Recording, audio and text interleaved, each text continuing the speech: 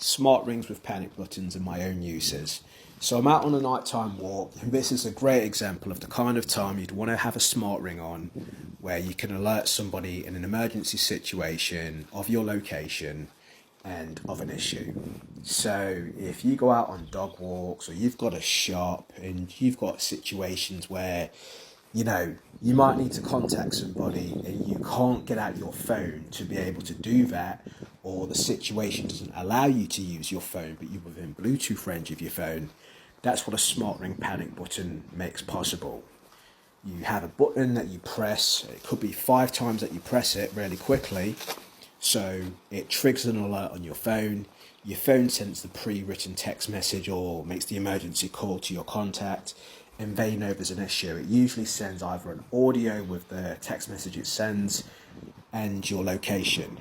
So most phones have the option to send an emergency SOS. The smart ring basically taps into that and triggers it from the ring. Now, smart rings, if you've got one like I use, they're discreet. You can't see that it's a smart ring. It just looks like a really fashionable ring. And the one I'm using right now is reading my heart rate, tracking my steps, and tracks my sleep. But then I've got the option of controlling music with it, or using it as a panic button smart ring. Now, I've got one for my mum, so in an emergency situation she can use it. Now, the only thing I dislike about my smart ring is it's an actual really smooth ceramic smart ring, and you need to know exactly where the button is on it. So I've decided to replace my mum's, because I always want my mum to have an emergency panic button that she can use. So she has a fall, she has an emergency situation like she needs to contact me for. She's got a physical button that she can feel, whether it's in the dark or not, that she can press and alert me. Now, I've got 2 different types of smart rings with panic buttons.